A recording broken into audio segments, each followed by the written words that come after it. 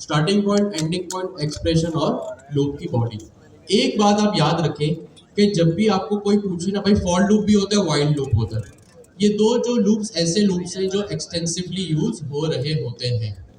ठीक है, अगर आपसे कोई पूछे कि फॉर लूप कब यूज होता है, तो आपने उसको ये जवाब देना। ये इंटरव्यूज में पूछा जा सकता है, क्विज में भी पूछा जा सकता है कि फॉर लूप कब यूज होता है।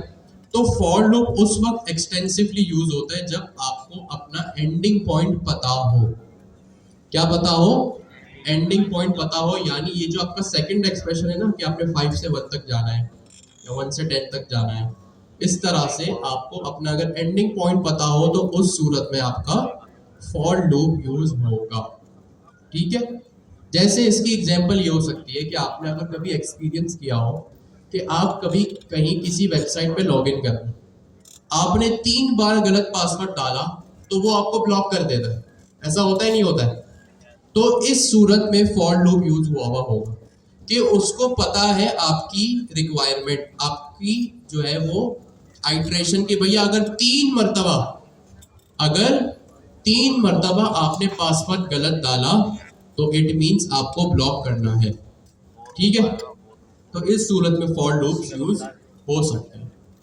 सेकंड हमारे पास आता है वाइल लूप। वाइल लूप भी इसी तरह ही है। ठीक है, उसके भी कॉन्सेप्ट वगैरह इसी तरह ही है, बस हल्का फुल्का सिंटैक्स चेंज है। ठीक है, लेकिन वाइल लूप थोड़ा सा डिफरेंट है, थोड़ा उसका यूज करने का हमारा तरीका डिफरेंट है। ये जो चीजें आपने यहाँ पे यूज की है ना, आपने बस इसको याद रखना है। अब चाहे फिर आपके पास फॉर लूप हो, वाइल लूप हो, आप उसको यूज कर सकते हैं। आप सबसे पहले यहाँ पे क्या कर रहे हैं, स्टार्टिंग पॉइंट डिक्लेयर करना है। तो वाइल लूप में भी इसी तरह होगा आप, लेकिन वो वाइल लूप के अंदर नहीं होगा, वो बाहर होगा। आपने लिखा let ABC is equals to 1। ठीक है, ये क्या हो गया आपका, यहाँ पे एक वेरिएबल इनिशियलाइज हो गया। अब आप यहाँ पे लगाएंगे अपना वाइल लूप। क्या लगाएंगे? While loop. आपने लिखा while round brackets curly brackets. ठीक है, आपने लिखा वाइल राउंड ब्रैकेट्स और कर्ली ब्रैकेट्स। इसके बीच में आपका आएगा एंडिंग पॉइंट। क्या आएगा? Ending point. आपने लिखा जब ABC इज लेस देन और इक्वल टू 15। ठीक है, ABC is less than equal to 15। सबसे पहले आपने यहाँ क्या किया, इनिशियलाइज किया वेरिएबल को, स्टार्टिंग पॉइंट। दूसरा आपने बताया एंडिंग पॉइंट कि भैया जाना कहाँ तक है, आपने लिखा 15 तक जाना है। अब आप यहाँ पे करेंगे कंसोल लॉग वैल्यू गेट करेंगे ABC। ठीक है, अब आप तीसरे नंबर पे क्या करते थे, इंक्रीमेंट या डिक्रीमेंट करते, तो आप यहाँ लिखेंगे ABC प्लस प्लस। ठीक है, क्या हुआ यहाँ पे, मैंने एक वाइल लूप ओपन किया। ठीक है, लेट ABC यहाँ पे मैंने अपना इनिशियलाइज किया कि भैया मेरा जो लूप है वो 1 से स्टार्ट कर। अब मैंने यहाँ वाइल लूप ओपन किया और इसके एक्सप्रेशन वाली जगह पे मैंने इसका एंडिंग पॉइंट लिख दिया। ठीक है, मैंने लिखा जब ABC is less than equal to 15 हो, यानी 15 तक इसको ले जाना है। फिर क्या करना है, इसकी वैल्यू को कंसोल कराना है और इंक्रीमेंट बाय 1 करना है। अगर मैंने यहाँ 1 किया, मैं of course ABC plus plus करूंगा तो इंक्रीमेंट बाय 1 होगा। इंक्रीमेंट बाय 3 करना है तो क्या होगा, ABC is equals to ABC plus 3, तो ये इंक्रीमेंट बाय 3 हो जाएगा। ठीक है, इसको कंसोल करा रहा हूं, मेरे पास रिजल्ट आ जाएगा। तो मेरे पास रिजल्ट इस तरह से आ गया। 1 से शुरू हुआ, 1 प्लस 3 4, 4 प्लस 3 7, 3 प्लस 7 प्लस 3 10 और ये 10 प्लस 3 13। अब ये 15 तक क्यों नहीं गया, 13 तक क्यों रहा, ये हम इसके बाद देखेंगे। अभी आप लोग इस कोड को कॉपी कीजिए और कोई सवाल है तो पूछिए।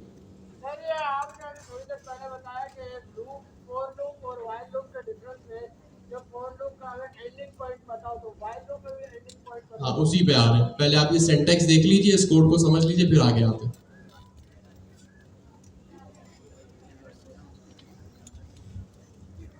से तो शुरू हुआ बट यहाँ 13 पे ये रुक गया। कोई बताएगा क्यों रुका ये? हैंड रेस करके बताए कोई। जी जी जी, आप जिन्होंने हैंड रेज किया? सही है। और कोई? जी आप जो पीछे बैठी हुई है। सही है, सही है। आप ओके। तो सब स्टूडेंट यहां से कोई? जी आप एक सेकंड आप।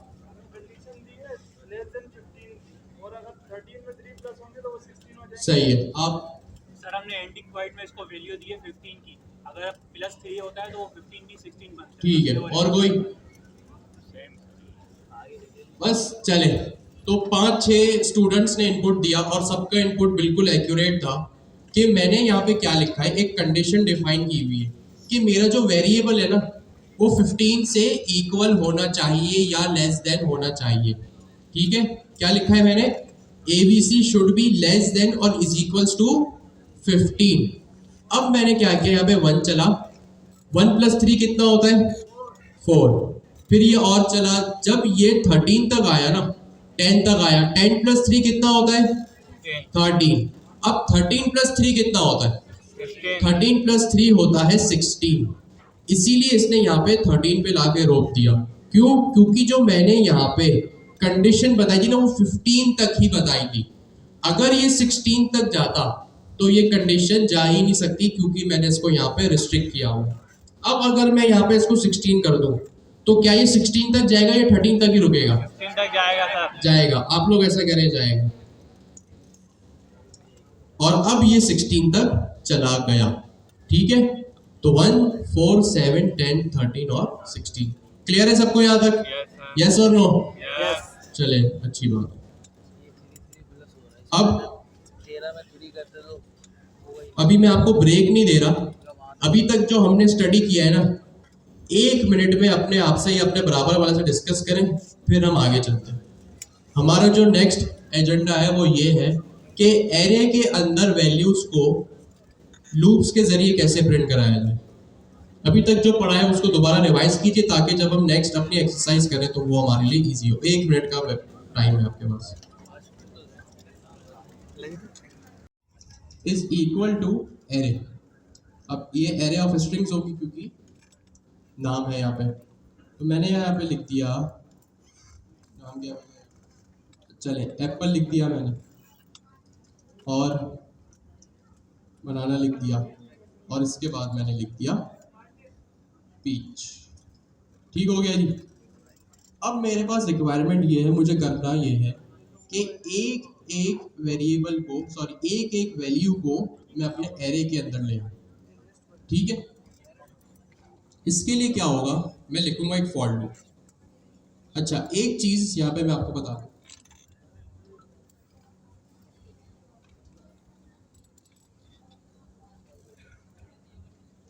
अच्छा अब आपको ये तो पता है ना कि जब मुझे एरे कंसोल कराना होता है तो, और उसके इंडेक्सिंग के साथ वो होता है, तो मैंने लिखा पर्सन इंडेक्स। कैसे डिफाइन करूं इसका? जब भी एरे का एक पर्टिकुलर एलिमेंट चाहिए होता है तो वो कैसे एक्सेस होता है? इंडेक्स से। मैंने लिखा राउंड कर, सॉरी स्क्वायर ब्रैकेट। अगर मुझे एप्पल चाहिए तो मैं उसको कैसे लिखूंगा? 0। तो मेरे पास कंसोल में क्या आ जाएगा? एप्पल आ जाएगा। ठीक है, ये आप लोगों को याद रखना है, अभी काम आएगा। मैंने यहाँ पे लिखा for loop, round brackets, curly brackets. अच्छा, इससे पहले एक और चीज जो यहाँ पे काम आएगी, मेरे पास एक मेथड होता है डॉट लेंथ का। किसका होता है? डॉट लेंथ, जो क्या करता है, एरे पे चलता है और मुझे बताता है कि मेरे अंदर, मेरे एरे के अंदर कितने एलिमेंट्स हैं। ठीक है, वो किस तरह मैं लिखूंगा? मैंने लिखा कंसोल डॉट लॉग, मेरे एरे का क्या नाम है? पर्सन। इसको मैं चेंज करके फ्रूट कर देता हूँ। मैंने लिखा फ्रूट। अब इसके बाद मैं लिखूंगा डॉट, और इसके बाद मैं लिखूंगा लेंथ। ये डॉट लेंथ एक फंक्शन है, एक मेथड है जो कि मुझे बताएगा कि मेरे एरे के अंदर कितने एलिमेंट्स हैं। तो मेरे एरे के अंदर कितने एलिमेंट्स हैं? 1 2 और 3। अब मैं कंसोल में 3 आएगा मेरे पास, तो मेरे पास कंसोल में 3 आ गया। ठीक है, तो मेरे पास कंसोल में क्या आ गया 3। अब मैं यहाँ पे एक और चीज ऐड कर लेता हूँ, मैंने यहाँ पे लिख लिया ऑरेंज। अब मेरे पास कितने एलिमेंट्स हो गए 4, तो मेरे पास कंसोल में क्या आएगा 4, यानी ये मुझे बताता है डॉट लेंथ मुझे बताएगा कि मेरे पास मेरे एलिमेंट्स एरे में कितने एलिमेंट्स हैं। सही है, आगे चलते हैं। अब for loop round brackets curly brackets, मैंने यहाँ लिखा let i is equals to 0। यहाँ पे मैंने 0 क्यों लिखा, क्योंकि एरे का जो इंडेक्स है ना वो 0 से शुरू होता है। कहाँ से शुरू होता है 0 से, तो मुझे इसको बताना पड़ेगा। अगर एरे का मेरा केस है तो मुझे इसको 0 से स्टार्ट करना पड़ेगा। अब मैंने लिखा स्टार्टिंग पॉइंट 0 और सेमीकोलन लगा के एक्सप्रेशन ब्रेक कर दिया। अब मैंने यहाँ लिखा जब तक i इज लेस देन, कितने मेरे पास एलिमेंट्स हैं 4, तो मैं यहाँ पे क्या करूंगा एंडिंग पॉइंट भी बता दिया। अब मैंने लिखा i प्लस प्लस, ठीक है, सेम वही काम है जो हम अभी तक परफॉर्म कर रहे थे। और यहाँ पे मैंने लिखा console डॉट लॉग, क्या करूं रूट, क्या करूं, मैंने सिंपली यहाँ पे i लिख दूंगा, तो मेरे पास 0 से 3 तक काउंटिंग आ जाएगी, क्योंकि यहाँ पे मैंने लेस देन लिखा। ठीक है, अब यहाँ पे मुझे इसको करना है थोड़ा डायनेमिक। क्या करना है, थोड़ा सा मुझे इसको करना है डायनेमिक। पहले चले मैं इसको प्रिंट करा के दिखा दूं। मैंने यहाँ पे लिखा फ्रूट, ठीक है, इसको मैं करवाता हूँ कंसोल। तो देखिए मेरे पास ये कंसोल में इस तरह आ गया, बट मुझे इस तरह तो चाहिए नहीं था। ये तो एरे पूरे के पूरे उठ के 4 मरतबा मेरे पास आ गए, मुझे इस तरह थोड़ी चाहिए था। मुझे तो एक सिंगल एलिमेंट चाहिए थे। तो आप लोगों को अभी मैंने रिवाइज कराया कि एरे में जब भी सिंगल एलिमेंट्स चाहिए हो ना तो कैसे एक्सेस होते हैं, इंडेक्स से। भाई एरे के सिंगल मुझे एलिमेंट्स चाहिए, उसकी वैल्यूज चाहिए, तो कैसे एक्सेस होंगे, इंडेक्स से। ये फ्रूट यहाँ पे क्या है, अब देखते हैं इसको कैसे एक्सेस करते हैं हम। ये फ्रूट क्या है, यहाँ पे ये फ्रूट जो है वो मेरा यहाँ पे एरे है। अब मुझे अगर इसको इंडेक्स के जरिए एक्सेस करना है, या 0 1 2 और 3, तो मैं क्या करूंगा, यहाँ पे इंडेक्सिंग लिखूंगा। अब मेरी जो इंडेक्सिंग है ना वो इस i के थ्रू आएगी, यानी ये जो i में मेरा 0 से 4 तक जा रहा है ना, अब यहाँ मैं लिखूंगा i। तो बिहाइंड द सीन्स क्या हुआ, यहाँ पे बिहाइंड द सीन्स क्या हुआ, जब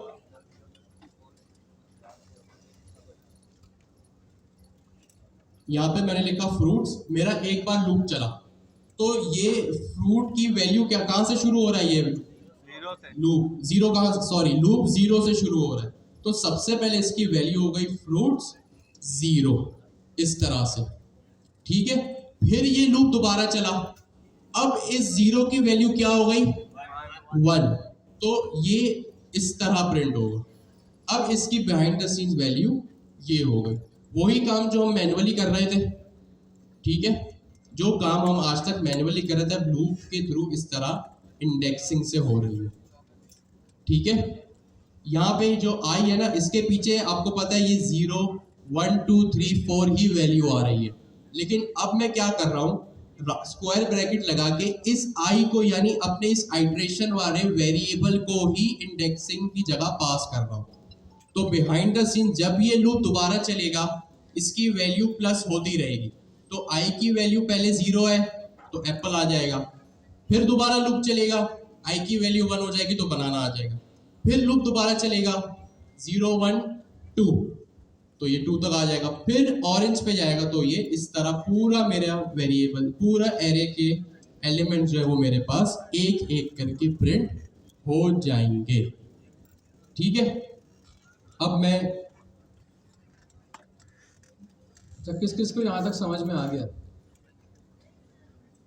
बाकी वो समझ में नहीं आया अभी। अच्छा, पहले तो मुझे ये बताएं कि हम एरे के किसी भी एलिमेंट को एक्सेस कैसे किया हमने अभी यहाँ पे, इसका सिंटेक्स क्या है? एरे का नाम लिखा हमने, उसके बाद स्क्वायर ब्रैकेट में उसका जो भी एलिमेंट का नंबर है वो पास कर दिया हमने, इंडेक्स पास कर दिया। तो फॉर लूप की नीड क्यों हुई? जब हमारे पास हमने जो एरे बनाया था फ्रूट के नेम से, उसमें हमने 4 एलिमेंट्स रखे हैं, हम उन सबको अलग अलग प्रिंट करवाना चाह रहे हैं। तो मैं 4 लाइन में लिख दूँ, फ्रूट लिख के पहले 0 एलिमेंट पास कर दूँ, फिर 1 पास कर दूँ, फिर 2 पास कर दूँ, 3 पास कर दूँ, तो चारों प्रिंट हो जाएंगे उससे। लेकिन अभी तो हमारे पास सिर्फ 4 एलिमेंट्स है ना एरे में। अब आगे जाके और भी एलिमेंट्स आ सकते हैं, अभी तो स्टैटिक बनाया है हमने, जब इसको डायनामिक करेंगे तो और भी वैल्यूज आ सकती हैं हमारे पास। तो उसको प्रिंट करवाने के लिए हम लूप यूज करते हैं, ताकि जितने भी एलिमेंट्स हैं हमारे पास वो सारे लाइन से प्रिंट हो जाए। पहले हम लिखेंगे कंसोल में फ्रूट, और उसके बाद स्क्वायर ब्रैकेट में हम जो भी हमने एक वेरिएबल इनिशियलाइज करवाया था 0 से, अच्छा 0 क्यों लिखा हमने? बिकॉज एरे का जो फर्स्ट एलिमेंट है उसका इंडेक्स क्या होता है? 0। तो इसलिए जो हमने वेरिएबल इनिशियलाइज करवाया उसकी वैल्यू हमने 0 रखी। तो जब पहली बार लूप चलेगा तो उसको कौन सी वैल्यू मिलेगी? 0। तो 0 पे जो भी हमारे पास एलिमेंट होगा वो प्रिंट हो जाएगा।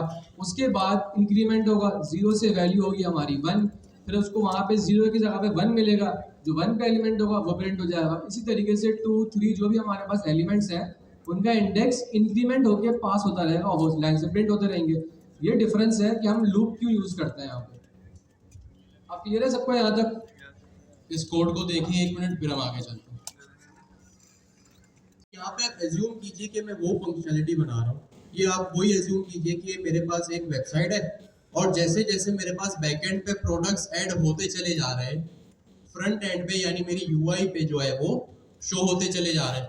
तो यहाँ पर भी मेरे पास वही है कि अगर मैं यहाँ पे अब कोई भी एलिमेंट ऐड करूँ तो वो मेरे पास ऐड हो जाए। मैंने लिखा ऑरेंज, मैंने यहाँ पे अब कोई सब्जी का नाम लिख दिया, ठीक है।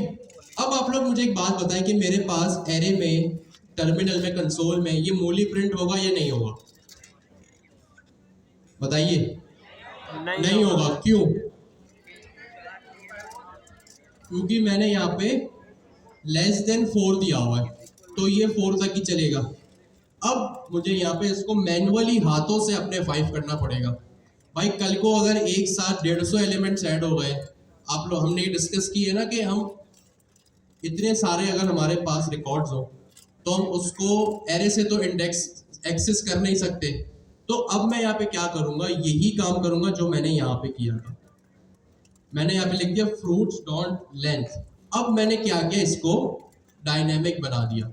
अब ये क्या करेगा, मेरे एरे की लेंथ को खुद ब खुद पिक करेगा, ठीक है। अब इसकी लेंथ क्या हो गई? 1, 2, 3, 4 और 5। तो यहाँ पे मेरे पास 5 आ जाएगा, ठीक है। मेरे पास यहाँ पे क्या हो गया? 5। यानी अब मेरी लॉजिक क्या बन गई कि जब i इज लेस देन 5 हो तो i में प्लस प्लस कराओ। अब मुझे यहाँ पे डायनेमिक लिखने की कोई नीड नहीं है। अब ये इंडेक्सिंग है ना, खुद ही एलिमेंट्स खुद ही चेंज हो रहे हैं, ठीक है। इसको देखते हैं। मैंने इसको कंसोल किया और यहाँ पे मैंने इसको प्रिंट करा दिया, तो देखिए मेरे पास ये आखिरी एलिमेंट भी प्रिंट हो गया। अब हमने एरे के कुछ मेथड्स पढ़े थे, एरे के क्या पढ़े थे? कुछ मेथड्स पढ़े थे। मैंने यहाँ पे लिखा फ्रूट डॉट पुश। ये फ्रूट डॉट पुश क्या करता है? एरे के स्टार्ट में एलिमेंट को, लास्ट में एलिमेंट को ऐड करता है। अब मैं यहाँ पे सिंपली मैंने यहाँ पे कुछ भी लिख दिया, फॉर एग्जांपल बैगन। अब मैंने क्या किया, यहाँ पे क्या हो रहा है देखें, फ्रूट डॉट पुश, यानी इस एलिमेंट के आखिरी में एक और एलिमेंट जा रहा है जो कि है ये बैगन। यानी अब ये दोबारा अपडेट हो गया। अब इसकी लेंथ क्या हो गई फ्रूट डॉट लेंथ की? 6। तो अब ये खुद ब खुद डायनेमिक मेरी वैल्यूज चेंज हो रही हैं, मुझे अपने हाथों से मैन्युअली इनको चेंज करने की टेंशन नहीं है। अब मैंने यहाँ पे एक और चीज ऐड कर दी, फ्रूट्स डॉट अनशिफ्ट कर दिया मैंने। अब ये अनशिफ्ट क्या करेगा भैया? तो अब इसकी वैल्यू क्या हो गई? 7 हो गई। तो इसलिए मुझे अब टेंशन लेने की नीड नहीं है कि मेरे एलिमेंट्स ऐड होते चले जा रहे हैं लेकिन कंसोल में नहीं आ रहे। अब क्या होगा, फ्रूट्स डॉट लेंथ की मदद से ये खुद ब खुद अपडेट होता रहेगा, ठीक है। अब मेरे पास सब आ जाएगा, A to Z जितने एलिमेंट्स हैं यहाँ पे सारे आ जाएंगे, यस और नो? अभी देखते हैं। पहले ये खीरा देखिए। क्या बात है खीरा अच्छा ये खीरा पहले क्यों ऐड हुआ? ये तो आखिरी में आ रहा था। ट्रांसशिफ्ट किया क्योंकि ना मैंने अनशिफ्ट यूज किया, तो अनशिफ्ट का मतलब होता है पहले ऐड कर दो। पहले तो इसने खुद ब खुद डायनेमिकली ऐड करता गया और ये मेरे पास रिजल्ट्स आते गए। इसी तरह अगर कोई एलिमेंट कल को मेरे पास चला भी जाए पॉप के जरिए या स्प्लाइस के जरिए, तो मुझे टेंशन की नीड नहीं है, मैंने फ्रूट डॉट लेंथ लगाया हुआ है। इस कोड को देखें और कोई सवाल है तो पूछें।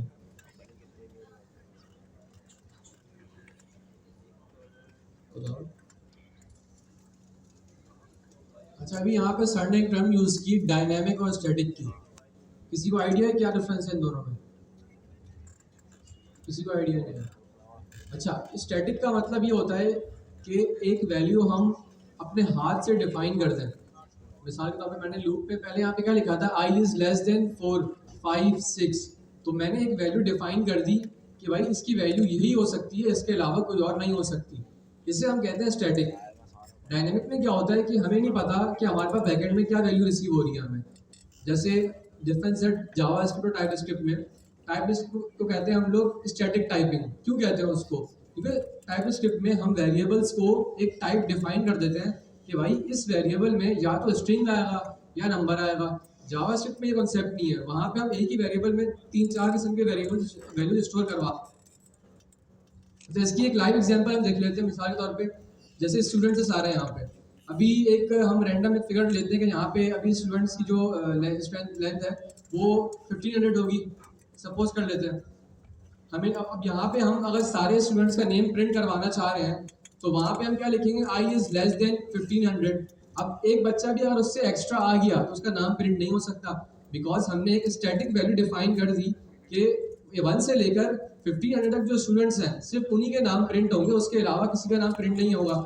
लेकिन अगर उसकी जगह पे हम लिख दें स्टूडेंट्स डॉट लेंथ, उससे क्या होगा, वो एक वैल्यू स्टैटिक से बन गई डायनामिक। अब उसकी वैल्यू 1500 नहीं है, अब उसकी वैल्यू इतनी है जितने भी स्टूडेंट्स क्लास में आ जाए, 1501 1600 1700 जितने भी वैल्यूज हमारे पास स्टूडेंट एक्स्ट्रा ऐड होते जाएंगे उसकी लेंथ ऑटोमेटिकली इंक्रीज होती जाएगी। ये डिफरेंस है स्टैटिक और डायनामिक में। अब इस कोड को देखें, कोई सवाल है तो पूछें।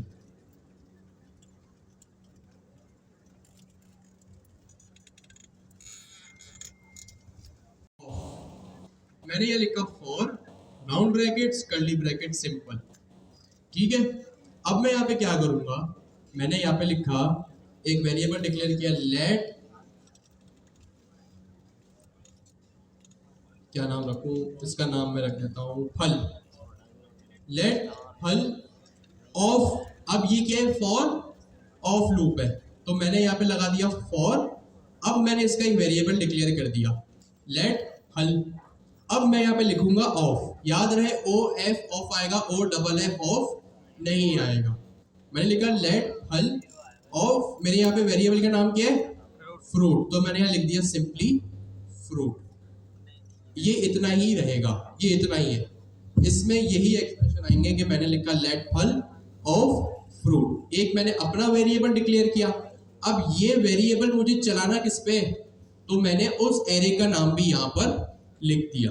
अब मैं सिंपली आऊंगा, कंसोल करवाऊंगा किस चीज को, जो मैंने अपना वेरिएबल डिक्लेयर किया। मेरे वेरिएबल का क्या नाम है, जो मैंने यहाँ फॉर लूप में डिक्लेयर किया है फल। सिंपली मैंने यहाँ पे फल को कंसोल कराया। अब देखते हैं मेरे पास रिजल्ट में क्या आता है। तो सिंपली मेरे पास रिजल्ट में वही आ गया जो पहले आ रहा था, ठीक है। यानी जो वैल्यूज पहले मेरे पास थोड़ा मुश्किल कॉम्प्लेक्स सेंटेक्स लिखने पर आ रही थी, अब मेरे पास एक इजियर सेंटेक्स लिखने पे सेम चीज अचीव हो रही है। जी आपको कोई सवाल है? जी हो सकता है, फॉर ईच लूप भी हो सकता है, आप मैप भी यूज कर सकती हैं।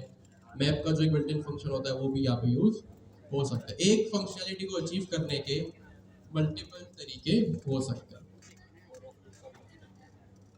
मैप में हाँ रिटर्न होता है पहले, डबल एफ अच्छा, नहीं फॉर Double F इससे नहीं, पहले खाली बड़ा एक व्हाइल लूप, फॉर लूप और लास्ट कॉन्सेप्ट बड़ा फॉर ऑफ लूप। अब ये बताएं जो फंक्शनैलिटी हमने अभी अचीव की फॉर ऑफ लूप से, वो काम हमने फॉर लूप से भी किया था। कौन सा इजी लगा आपको? Far for of of. जहाँ पे सारे स्टूडेंट सोच रहे होंगे जब फॉर ऑफ से काम हो रहा है तो फॉर लूप की यूज कर रहे हैं हम लोग, सवाल आया जहन में ये? Yes sir. अच्छा, फॉर लूप जो है सिर्फ स्पेसिफिकली एरे के लिए यूज नहीं हो रहा, उसमें हम सारी वैल्यूज कंसोल भी करवा सकते हैं, फंक्शन भी प्रिंट करवा सकते हैं, लेकिन जो फॉर ऑफ लूप है ना वो स्पेसिफिकली यूज हो रहा है सिर्फ एरेज के लिए, तो इसलिए ज़्यादा आसान है। जब हमें सिर्फ एरेज पे काम करना हो तो हम फॉर ऑफ लूप यूज करेंगे, जब हमने एरेज के अलावा और भी चीज़ों पे काम करना है, फंक्शन पे काम करना है, वेरिएबल्स पे काम करना है, तो हम फॉर लूप से काम चला सकते हैं अपना। अच्छा, मैं दोबारा इसको रिपीट करता हूँ।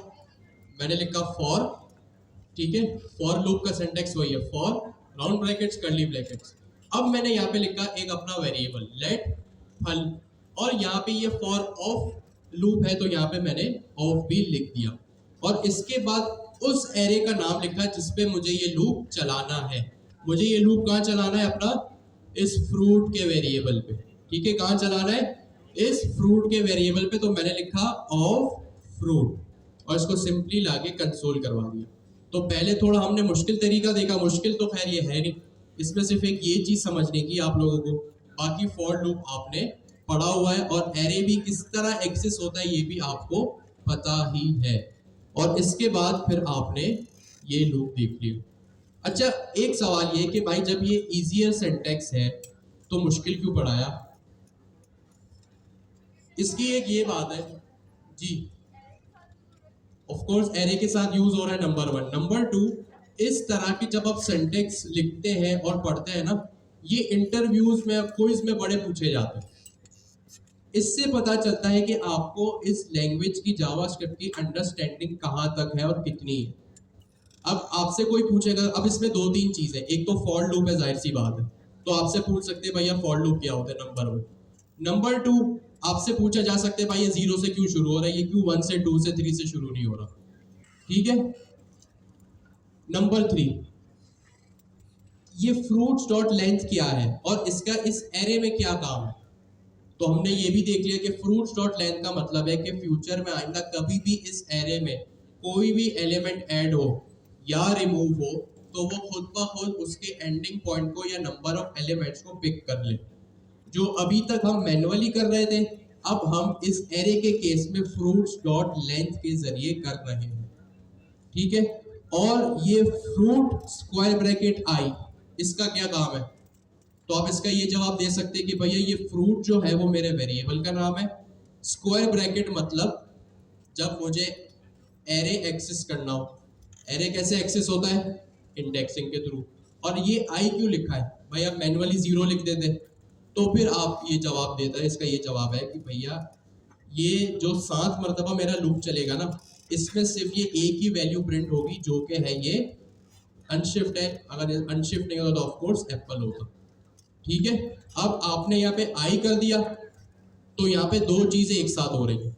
एक तो 1 से लेके 7 तक काउंटिंग हो रही है और आप इस काउंटिंग को इंडेक्स पे रख रहे हैं, ठीक है। फ्रूट लिखा और यहाँ पे आपने लिख दी अपनी क्या, आई, मतलब जो 0 से लेके 7 तक आपकी काउंटिंग परफॉर्म हो रही है। तो 0 से 7 तक जो काउंटिंग है वो आपकी इस स्टेज पे आके इंडेक्स बन गई और फ्रूट आपका वेरिएबल है। यानी वही बात हम घूम फिर के वहीं आ गए कि एरे कैसे एक्सेस होता है, अपने एरे का नाम और उसका इंडेक्स, ठीक है। इसी बात पे आप लोग 5-7 मिनट का ब्रेक कीजिए, फिर हम दोबारा शुरू। इनम्स हमने पढ़ लिया? नहीं पढ़ा है, अभी पढ़ लेते। देखिए इनम्स जो है वो बिल्कुल सिंपल है, बिल्कुल वैसा ही है जैसा आपने अभी टाइप लिटरल्स में देखा। टाइप लिटरल्स में क्या होता है आपको पता है, एक स्पेसिफिक सेट ऑफ वैल्यूज को आप डिफाइन कर देते हैं। इनम्स में भी आप इसी तरह करते हैं कि आपको जब पहले से ही पता हो कि आपके पास वैल्यूज क्या होने वाली हैं, तो feel free to use type literals या इनम, ठीक है। जैसे आपको पता है आपके कंपास है, आपके कंपास में जो है वो, अच्छा अभी सारी बातें बंद, सारा फोकस स्क्रीन पे, ठीक है। इनम्स में आप प्री डिफाइंड वैल्यूज लिख सकते हैं, ठीक है। बिल्कुल वैसे ही है जैसे आपने अभी टाइप लेटर्स में देखा। जैसे आपको पता है एक कंपास है, उस कंपास में 4 वैल्यू होंगी, नॉर्थ, साउथ, ईस्ट और वेस्ट, ठीक है जी। अच्छा, नंबर 1। नंबर 2, ये जो इनम्स है ना, इसमें आप न्यूमेरिक और स्ट्रिंग दोनों वैल्यूज रख सकते हैं। न्यूमेरिक और स्ट्रिंग दोनों वैल्यूज लिख सकते हैं। इसको लिखेंगे कैसे? सबसे पहले आप लिखेंगे इनम का कीवर्ड, आपने लिखा इनम, और इसके बाद अपने इनम का नाम, आपने अपने इनम का नाम रख दिया डायरेक्शन, इस तरह से, ठीक है। इसके बाद आपने लगा दिया कर्ली ब्रैकेट। ये हो गया आपका एक इनम क्रिएट, ठीक है। क्या हो गया यहाँ पे? एक इनम क्रिएट। अब आप यहाँ पे अपनी चारों डायरेक्शंस लिख दें, नॉर्थ, साउथ, ईस्ट और वेस्ट। आपने लिखा नॉर्थ, फिर लिखा साउथ, और फिर लिखा ईस्ट और वेस्ट।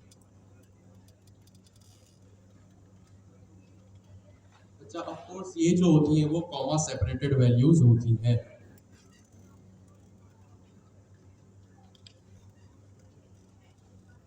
ठीक है। अब ये आपको पता है ये कहाँ काम आएंगी? जब भी आपके पास predefined set of values हो तो आपके पास इनम्स यूज हो सकता है। अब आप इफ एल्स कंडीशन लगा के अपने काम कर सकते हैं। अब इसको एक्सेस किस तरह करें? आप लिखेंगे console.log।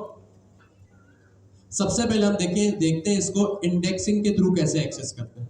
इनका जो सबसे पहला पर्पस है इनको यूज करने का, सॉरी, पहला जो वे है इनको यूज करने का वो है थ्रू इंडेक्सिंग। आपके इनम का क्या नाम है? डायरेक्शन। आपने लिखा डायरेक्शन, डायरेक्शन डॉट नॉट। तो देखिए जैसे ही आपने इंटेलिजेंस लिखी तो आपके पास ये चारों चीजें अवेलेबल हो गई। डायरेक्शन डॉट, और ये चारों वो वैल्यूज हैं जो आपने अभी अभी इनम्स में लिखी, नॉर्थ, साउथ, ईस्ट और वेस्ट। जैसे ही आप डायरेक्शन डॉट नॉट लिखेंगे और ये यहाँ पे आपके पास आ जाएंगे। अब आप इसको कंसोल में रन करें, देखिए इसका रिजल्ट क्या आता है।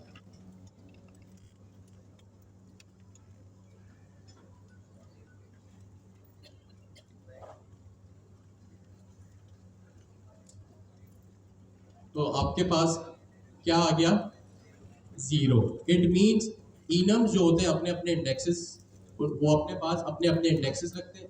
वो कोड नोट करके,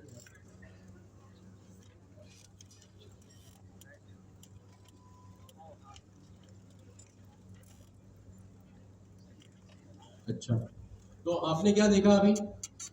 इनम्स की जो वैल्यूज होती हैं उनके अपने अपने इंडेक्सेस होते हैं, और इनके भी जो इंडेक्सेस होते हैं इनम्स के 0 से शुरू होते हैं। अच्छा, इनका एरे से कोई लेना देना नहीं है, तो आप लोग जो है वो कंफ्यूज मत हो जाना, ठीक है। इनके जो इंडेक्स होते हैं वो 0, फिर ऑफ कोर्स 1, 2 और 3 और सो ऑन, इंक्रीमेंट बाय 1 होता रहता है, ठीक है। इस कोड को देखिए, कोई सवाल है तो पूछे, वाली तो आप यहाँ पे लिख सकते हैं। कोड देखें आप, खुद समझे, सॉरी कह सकते हैं ऑब्जेक्ट की तरह काम नहीं कर रहा है। हाँ, अगर आप ये कह रहे हैं कि आप इसको डॉट से एक्सेस कर रही हैं, जैसे आपने डायरेक्शन डॉट नॉर्थ लिखा, तो आप कह सकती हैं। लेकिन मैं इसलिए ये ज्यादा बातें नहीं कर रहा कि ऑब्जेक्ट है, एरे है, ताकि कंफ्यूजन ना हो जाए। सिंपल जो एक इनम का पर्पस है वही मैं बता रहा हूँ, और उसका कोड हम लिख रहे हैं, ठीक है। ये कहाँ पे इस्तेमाल किया जाता है? इसका भी यूज केस बिल्कुल वही है जो टाइप लिटरल्स का है। जब आपको पहले से ही पता हो कि वैल्यूज क्या होने वाली है तो आप इनम्स यूज कर सकते हैं। आप टाइप लिटरल्स भी यूज करते हैं, आप इनम्स भी यूज कर सकते हैं। आप समझिए कि ये टाइप लिटरल्स का वो कजन है जो कनाडा से आया, सिंपल, और कुछ भी नहीं है इसमें जी।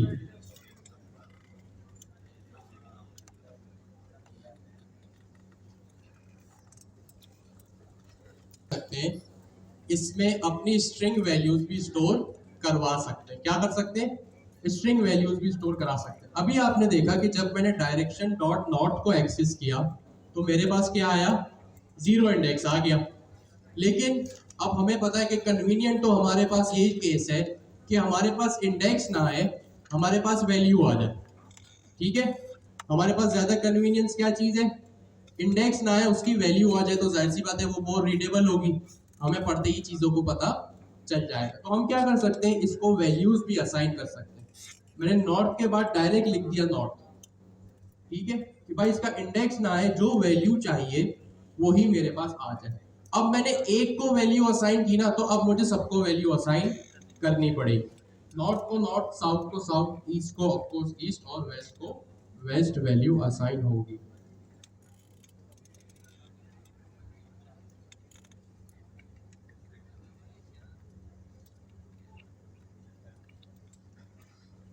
ठीक है, अब देखते हैं डायरेक्शन डॉट नॉट को जब मैं एक्सेस करता हूं तो मेरे पास क्या आता है, इंडेक्स ही आता है या कोई वैल्यू आती है। इसको क्लियर करके ऊपर लिखा, ठीक है। अब क्या हो रहा है मेरे पास, अब इंडेक्स नहीं आ रहा, अब मेरे पास वैल्यू आ रही है। क्या आ रही है, वैल्यू आ रही है। अब आपको पता है जब वैल्यू आती है तो जाहिर सी बात है वो ज्यादा मीनिंगफुल होती है, हमारे ज्यादा काम की होती है, ठीक है। अब देखें इस कोड को, देखें ये अपने पास कॉपी करें। अब ये आपको पता चल गया, अब आप एक टास्क परफॉर्म करें अपने पास, एक इनम बनाइए टाइम स्लॉट का, उसमें 3 वैल्यूज रखें, मॉर्निंग, इवनिंग, मॉर्निंग, आफ्टरनून और इवनिंग, और अपने अपने टाइम उसमें असाइन कर दीजिए जो आपके क्लास के टाइम है। मॉर्निंग में आप लिखिए 9 to 12, आफ्टरनून में आप लिखिए 2 to 5 और इवनिंग में आप लिखिए 7 to 10 और उसको कंसोल में रिजल्ट लाएंगे।